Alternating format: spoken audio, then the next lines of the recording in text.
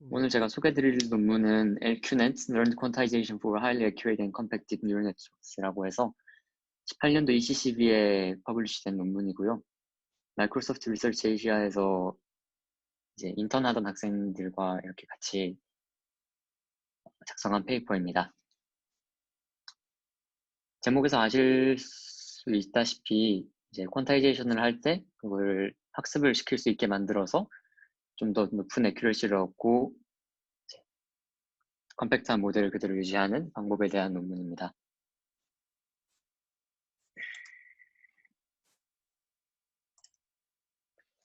오늘 발표는 이런 순서대로 진행될 건데요. 먼저 이 페이퍼에서 해결하고자 하는 문제점이 무엇인지 그 모티베이션에 대해서 소개를 드리고 그래서 어떻게 해결하고자 하는지 러너블 퀀타이저를 소개를 하는데 이 부분에 대해서 설명을 드리도록 하겠습니다. 그리고 이 러너블 퀀타이저를 사용해서 이제 네트워크를 학습할 때 어떤 식으로 학습을 해야 되는지 이제 이 사람들이 제안하는 퀀타이제이션 에러 미니마이제이션이라는 알고리즘을 사용해서 이제 학습을 진행하게 되는데 그 방법에 대해서 간단히 소개를 드리고 그리고 이렇게 제안한 테크닉을 사용했을 때 여러 가지 네트워크에 대해서 다양한 실험들을 돌려보았을 때 그 결과가 어떻게 나오는지에 대해서 소개를 드리고자 합니다. 그리고 마지막으로는 이 LQNet에서 제안하는 이제 퀀타이저를 학습할 수 있게 만든다라는 아이디어와 비슷한 아이디어를 사용하는 페이퍼들이 그 전에도 후에도 이제 나왔었는데 그런 것들이 어떤 게 있는지 간단히 소개를 드리고 발표를 마치고자 합니다. 그래서 그 질문이 있으신 분은 언제든지 끊고 중간에 질문을 해주시면 제가 중간에 더 생각난 게 이상한 게 있을 수도 있으니까 자유롭게 질문을 해주시면 감사하겠습니다. 먼저 이 논문에서도 다른 여느 퀀타이제이션 페이퍼들과 마찬가지로 이제 다양한 컴프레션 방법들 중에서 퀀타이제이션이 이제 굉장히 높은 압축률을 얻을 수 있고 동시에 이피션트한 컴퓨팅을 가능하게 하기 때문에 엣지 디바이스나 온 디바이스 인프런스 같은 경우에 굉장히 좋은 장점을 가질 수 있다라고 소개를 하고 있습니다. 하지만 그와 동시에 이제 단점도 존재하는데 여전히 풀 프리시전에 비해서 이제 유의미한 애큐러시 드랍이 생길 수밖에 없다라는 점을 지적을 하고 있고요. 예를 들어서 이제 이미지넷에 대해서 레지넷 50을 학습시켰을 때 원빗 웨이트를 사용하고 투빗 액티베이션을 사용하는 경우에도 기존 풀 프리시전 네트워크보다 거의 10%가량에 달하는 애큐러시 드랍이 생긴다라는 점을 지적을 하고 있습니다. 그리고 이 저자들은 이런 애큐러시 드랍이 기존에 사용하던 이제 퀀타이저의 문제라고 얘기를 하고자 하는데요. 여기서 말하는 퀀타이저는 이제 저희가 퀀타이제이션을 할 때 어떤 함수를 통해서 퀀타이즈를 하느냐 그 함수를 지칭하는 말이고요.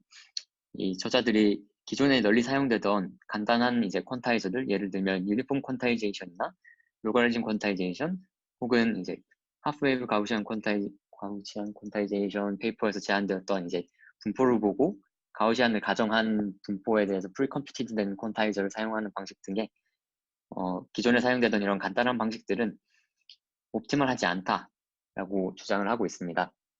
그래서 이제 좀 더 나은 퀀타이저를 디자인할 필요가 있고 이 페이퍼를 통해서 러너블 퀀타이저를 제안하고 이 러너블 퀀타이저가 여전히 비트와이즈 오퍼레이션을 통해서 가속화될 수 있기 때문에 패스트 인퍼런스를 가능하게 할 수 있다라고 제안을 하고 있습니다.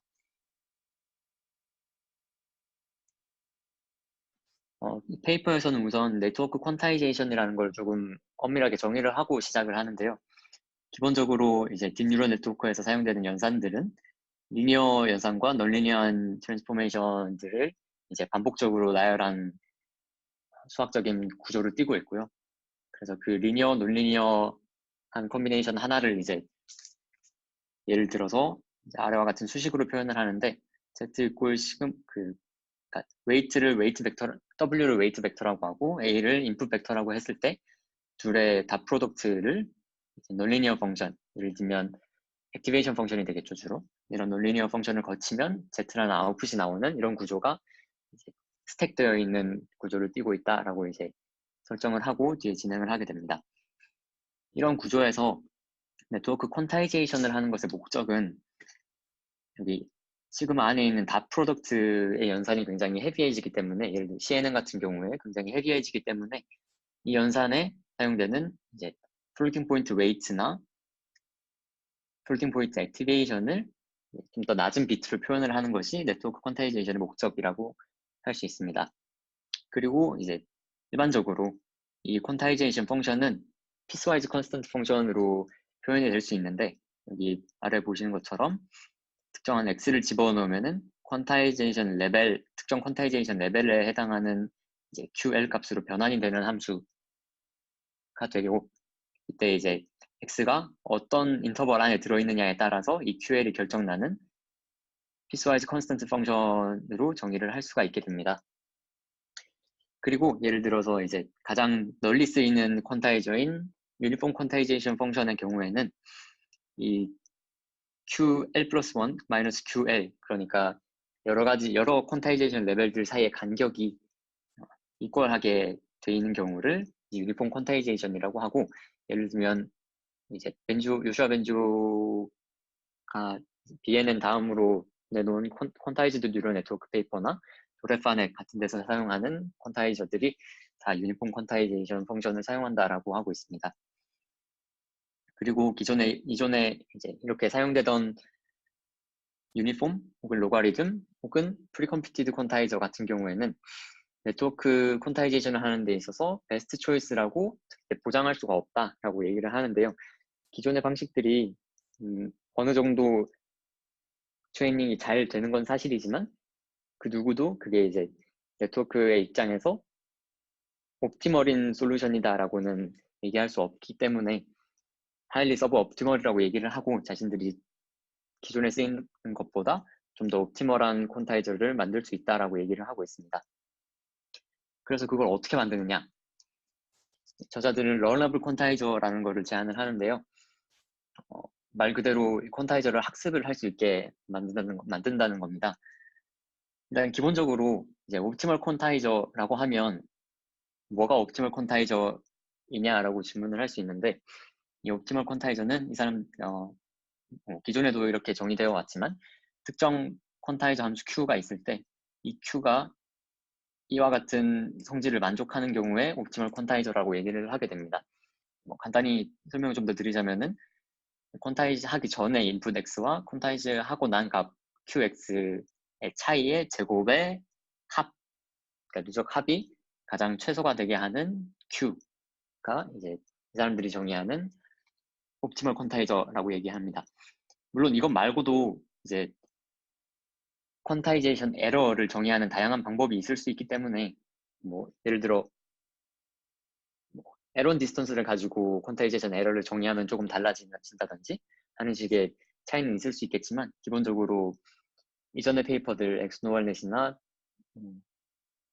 또 뭐가 있을까요? 도레파넷 같은 기존의 페이퍼들에서도 이와 같은 꼴의 이제 퀀타이제이션 에러를 정의하고 이를 미니마이즈 하기 위해서 노력했고, 여기 LQ넷에서도 마찬가지로 이와 같은 꼴의 옵티멀 퀀타이저를 찾으려고 이제 다양한 시도들을 하게 됩니다. 그리고 이때 이제 앞서 계속 얘기를 했지만, 한 번 더 이 사람들이 기존의 방식들이 왜 옵티멀일 수 없냐 하면서 이제 근거를 조금 더 제시를 하는데요. 예를 들어 서로 다른 네트워크에 서로 다른 레이어들이 여기 보이시는 것처럼 서로 다른 분포를 가지기 때문에 딱 정해진 유니폼 퀀타이제이션이나 프리컴퓨티드 퀀타이제이션 펑션을 사용하게 되면 모든 레이어에 대해서 같은 기준을 적용하기 때문에 옵티멀일 수가 없다라고 얘기를 합니다. 네, 그래서 이 사람들이 제안하기로 네트워크를 학습시킬 때 동시에 퀀타이저도 함께 학습시키면 어떨까라고 얘기를 하게 되는데요. 이렇게 퀀타이저를 학습을 시킬 수 있게 함으로써 퀀타이제이션 에러도 미니마이즈 하면서 동시에 이제 우리의 옵티멀 골인 트레이닝 골인 애큐러시를 높이는데도 더욱 높이는데도 기여를 할 수 있다라고 얘기를 하게 됩니다.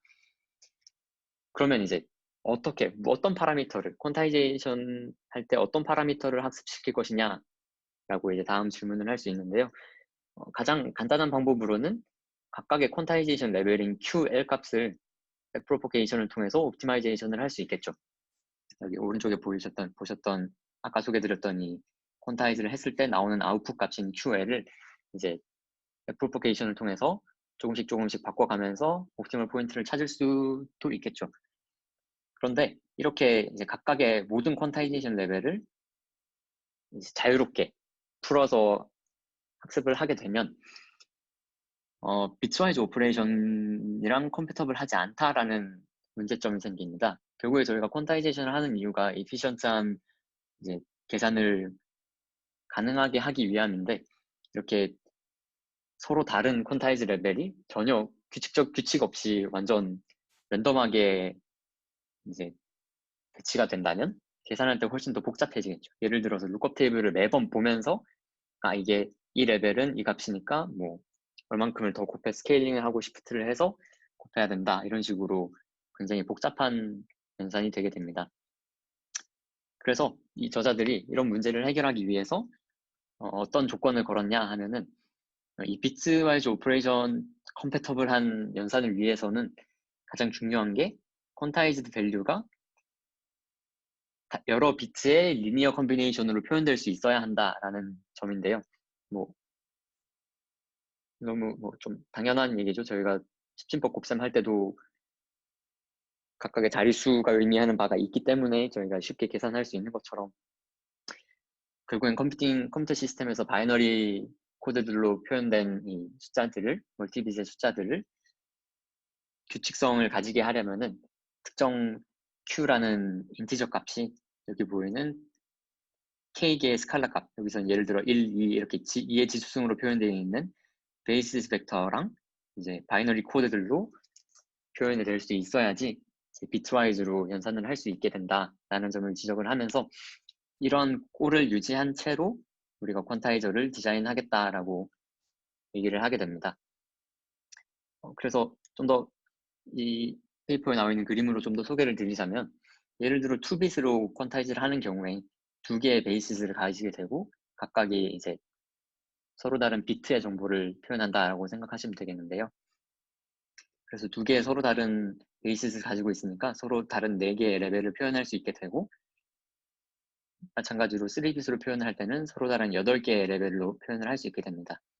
그리고 이제 여기 보이시듯이 각각의 비트에 대해서 디컴포즈를 할 수 있는 꼴로 이렇게 숫자가 4가지가 표현이 되고, 3빗인 경우에도 숫자 8가지가 각각의 비트로 이렇게 리니어하게 디컴포즈 될 수 있게 표현이 된다라고 하고, 이렇게 돼야지만 비트와이즈 오퍼레이션을 통해서 멀티빗인 경우도 가속할 수 있다라고 얘기를 하고 있습니다. 그래서 이제 페이퍼에서 정의한 부분을 그대로 가져와 봤는데요. 이제 이 사람들이 결과적으로 러너블 퀀타이저 Q를 어떻게 정의를 하냐면, 인풋 X와 베이시스 벡터를 집어 넣었을 때 이 K의 스칼라 값을 가지는 베이시스 벡터와 이제 바이너리 코드로 이루어진 E 벡터의 닷 프로덕트로 값을 표현할 수 있게 이제 퀀타이저를 디자인을 하게 되고, 이 V를 어떻게 조절하느냐, 학습시키느냐에 따라서 이 퀀타이저가 얼마나 다양한 밸류들을 표현할 수 있을지가 결정이 되게 됩니다. 그리고 여기 TL은 V가 어떻게 결정되느냐에 따라서 여기 아래 보시면 좀 더 엄밀하게 정의가 되어 있는데요. T가 그러니까 이 V가 어떻게 되느냐에 따라서 Q가 정의되고, 그 Q에 따라서 TL이 이제 디펜던트하게 정의가 되는 꼴로 퀀타이저를 정의를 하게 됩니다. 그래서 이 아래에 있는 수식은 그래서 이렇게 멀티빗으로 표현을 하게 되면 닷 프로덕트가 어떻게 이 닷 프로덕트가 어떻게 비트와이즈 오퍼레이션으로 가능한가를 표현을 하는 건데요. 웨이트에 대한 V 벡터랑 베이시스 벡터랑 액티베이션에 대한 V 베이시스 벡터가 같이 들어가게 되면 각각의 비트에 이제 비트와이즈 오퍼레이션을 해서 걔네들을 스케일하고 더하고 스케일하고 더하고 하는 식으로 해서 비트와이즈 오퍼레이션이 가능하다라고 얘기를 하고 있습니다. 그래서 이렇게 제안한 러너블 퀀타이저를 이용해서 어떻게 네트워크를 학습시키냐라는 건데요. 여기서 결국엔 저희가 이 V 벡터를 어떻게 하면 학습시킬 수 있냐라는 건데요. 뭐 가장 간단하게는 이 저자들이 이제 백프로포게이션을 통해서 저 너널브 퀀타이저를 학습시킬 수 있다라고 얘기를 합니다. 하지만 자기들은 이제 좀 더 나은 옵티마이제이션을 위해서 특정한 알고리즘을 사용한다고 소개를 하는데요. 아래 보이신 내용이 그 알고리즘에 대한 내용입니다.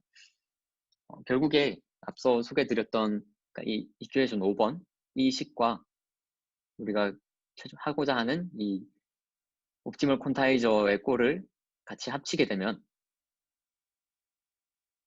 이렇게 V와 B에 대해서 B가 바이너리 코드라고 했을 때 V와 B에 대해서 둘 다 이제 이 값을 미니머이즈 할 수 있는 V와 B를 찾는 문제로 이제 문제가 표현될 수 있습니다.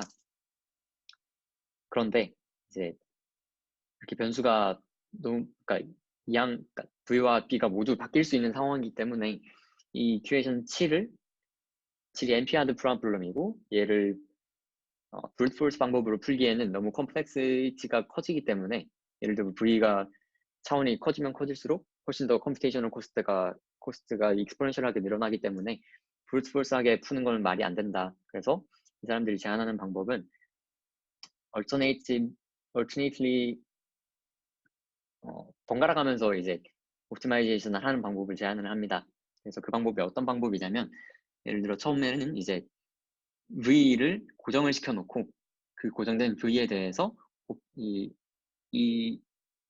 식을 최소화할 수 있는 옵티멀한 B 값을 구하게 되고 그 구한 값으로 다시 B를 고정을 해놓고 V를 바꿔가면서 다시 이 식을 최소화할 수 있는 V를 찾게 됩니다.